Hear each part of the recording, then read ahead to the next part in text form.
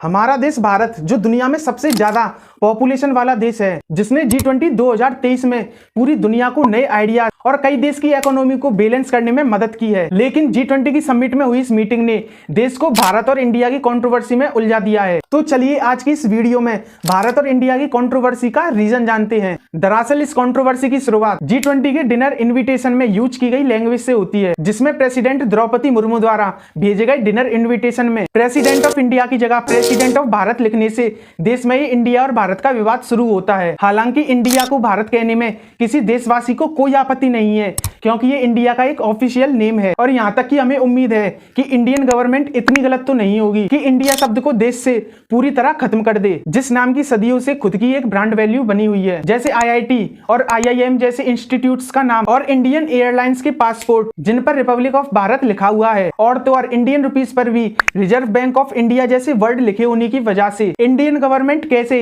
इस India word को देश से पूरी तरह खत्म कर सकती है। लेकिन कुछ बड़े बड़े लोगों का ये कहना है कि अगर इस इंडिया वर्ड से इतनी ही प्रॉब्लम है तो क्या इंग्लिश बोलना छोड़ देंगे, और ये जो बड़ी बड़ी इंस्टीट्यूट्स में इंग्लिश में पढ़ाई कराई जा रही है फिर तो उसे भी बंद करवाओ। लेकिन भाई इन्हें कौन समझाए कि इन सभी कामों को शुरू करने के लिए एक मजबूत बेस तो होना चाहिए। और जिस देश को पूरी दुनिया भारतीय संस्कृति और उसके इतिहास से जानती है, ऐसे देश का भारत नाम रखने में न जाने इन लोगों को क्या आपत्ति है। तो चलिए अब हम देश के वर्ल्ड फेमस तीनों नाम हिंदुस्तान, इंडिया और भारत का इतिहास जानते हैं। जैसा कि आप सब ये जानते हैं कि इंडिया के संविधान के आर्टिकल 1 में देश का नाम भारत क्लियर लिखा हुआ है। तो फिर चलिए सबसे पहले इस भारत नाम के इतिहास को ही जानते हैं। जिस नाम पर आज पूरा देश कंट्रोवर्सी में उलझा हुआ है, उसी नाम का प्रूफ दुनिया के सबसे बड़े एपिक महाभारत में दिया गया है, जिसमें भारतीयों को राजा भरत का वंशज कहा गया है। और ऐसे कई प्रूफ हमारे इतिहासों में मिलते हैं जो हमारे देश का भारत नाम होने का दावा करते हैं। और इंडिया जिसे लोग ब्रिटिश नाम कहते हैं, बल्कि ये ग्रीक्स द्वारा दिया गया एक प्राचीन नाम है। और हजारों साल पहले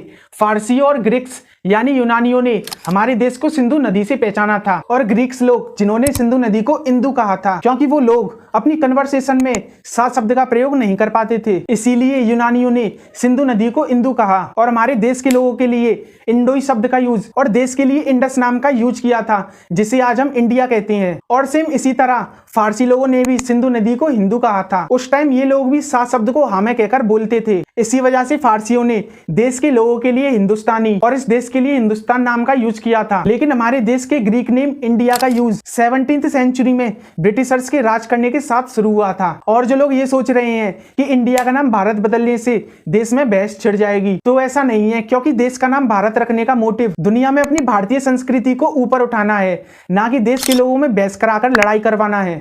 धन्यवाद।